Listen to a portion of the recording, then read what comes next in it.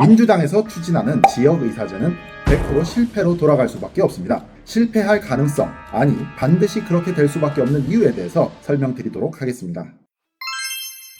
대한민국에 무의촌이 어디 있는지 아십니까? 전교생이 대여섯 명뿐인 낙도요? 아니면 강원도 깊은 산골요?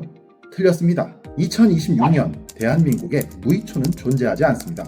이재명 대통령이 강력하게 밀어붙이는 지역의사제란 10년 동안 특정 지역의 의사를 묶어두겠다는 계획입니다. 그럼 이 의사들이 10년 동안은 다른 데 갈 데가 없으니 의료에 종사를 할 것이고, 그럼 지방의료의 공백이 해결이 될 것이다. 듣기에는 참 그럴싸하죠. 하지만 이건 이름을 바꾼 현대판 한지의사 제도일 뿐입니다.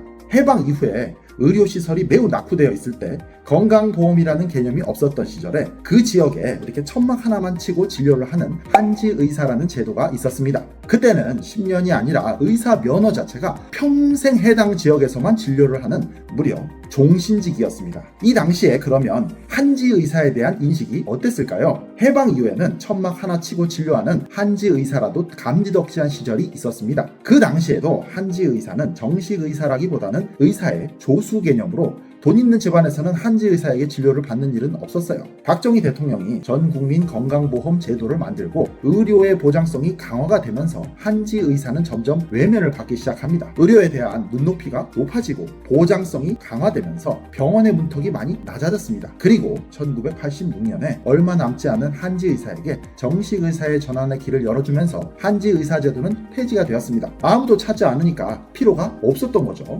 그런데 몇 년 전부터 소위 응급실 땡땡이 사건이라는 것이 사회적인 문제가 되면서 이 의료 공백에 대한 논의가 나왔습니다. 사실 지난 정권에서 의대 증원을 무리하게 추진하다가 문제가 되었으니 이재명 정부는 이런 논란을 피하기 위해서 지역의사제라는 이름으로 바꾸어서 정책을 추진하고 있습니다.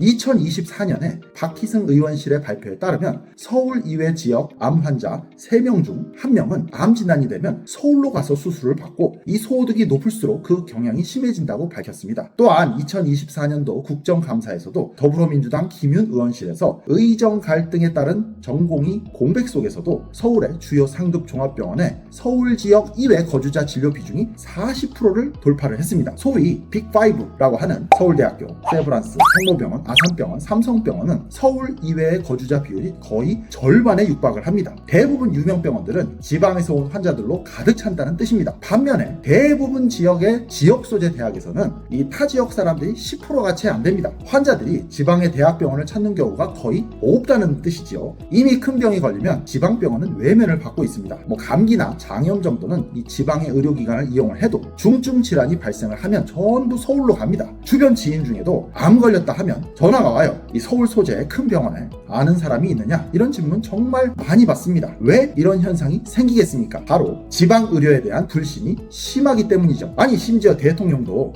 이런 상태에서 옛날의 한지의사인 지역의사가 생긴다고 생각을 해보십시오. 그 옛날 70년도에도 무시를 당하면서 점차 없어졌는데, 이런 지역의사가 의과대학을 졸업하고 의사가 되는데 2033년, 전문의 남자는 군 복무에 3년, 인턴 레지던트가 5년이니까 2040년이나 되어야 나옵니다. 이 한 해가 지나도 세상이 많이 변하는데 그때는 지역의사의 입지가 어떻게 될까요? 아마도 서울 쏠림 현상은 더욱더 심해질 수밖에 없습니다. 대표적인 필수 의료과라고 불리우는 소아과 산부인과의 경우에 전문의의 10% 이상이 미용의료에 종사를 하고 있습니다. 두 과의 전문의 수가 전국적으로 12,000명이나 되기 때문에 10%면 약 1,200명 이상입니다. 지방에 그렇게 모자라다고 하는 정부에서 이야기하는 8개 필수 의료과 전문의는 전국에 약 5만 명, 그 중에서도 4,000명 정도는 본인의 전문 과목을 버리고 미용의료에 종사를 한다고 추산하고 있습니다.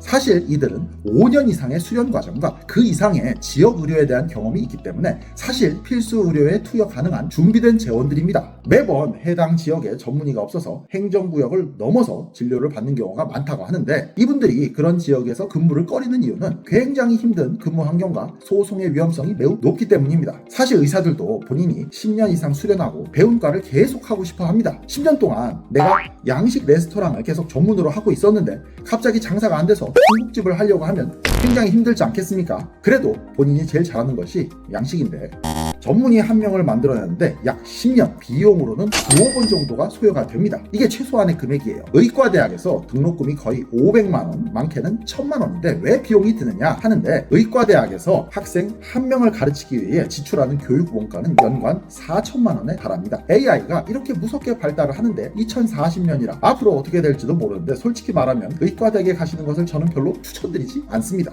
다시 말씀드리지만 우리나라에는 무이촌이 없습니다. 엄청난 시골에도 교회와 의원은 꼭 있습니다. 지방에서 돈 있는 사람들, 여유가 되는 사람들은 모두 서울로 갑니다. 암 치료에 있어서 수술이 가장 중요한데 지방 인구의 3분의 1은 전부 서울로 갑니다. 서울에서 항암 치료를 했는데 더 이상 가망이 없다. 서울에서 항암을 했는데 부작용이 생겨서 그에 대한 보조적인 치료를 하는 경우에 이런 분들이 그제서야 지방으로 옵니다. 지역 의사인 2등 의사를 만들면 사람들은 더욱더 지방을 기피할 가능성이 많습니다. 심지어는 그 복무기간이 10년밖에 안 되기 때문에 수련 5년 하고 5년만 더 지방에서 근무를 하면 30대 중후반에는 이분들의 근무기간이 끝나요. 그럼 제 생각에는 지금처럼 다시 서울로 올라갈 가능성이 많습니다. 지방에 살릴 사람이 필요한 것이잖아요. 사람을 살릴 정도의 능력이 되려면 최소한 30대 후반 정도는 돼야 됩니다. 현역으로 의과대학을 들어왔을 때 기준으로 얘기하는 겁니다. 경력이 어느 정도 쌓여야 돼요. 그런데 이제 좀 쌓여서 기능을 하겠구나 싶으면 다시 서울로 이탈을 할 겁니다. 왜냐하면 지방에는 환자가 없거든요. 인구도 점점 줄고 있고 그나마 인구들도 서울로 갑니다. 그럼 돈 들여서 겨우 교육시켜놓고 이제야 기능 좀 하면 또 서울로 가고, 그나마 지방에 남은 지역의사는 이미 70년대에 외면한 한지의사가 되는데 더 지방의료에서 진료를 받으려고 할까요? 그러니 결국 돈 낭비가 되고 끝날 가능성이 많습니다. 그럼에도 불구하고 이 제도를 추진하는 이유가 있는데 그것은 기회가 된다면 다음 영상에서 다루도록 하겠습니다. 답글에 언제든지 질문이나 궁금한 점 주시면 다음에는 그 영상으로 준비하도록 하겠습니다. 자, 오늘 영상은 여기까지고요. 오늘 영상이 도움이 되셨다면 이 좋아요, 구독 한 번씩 부탁드립니다. 감사합니다.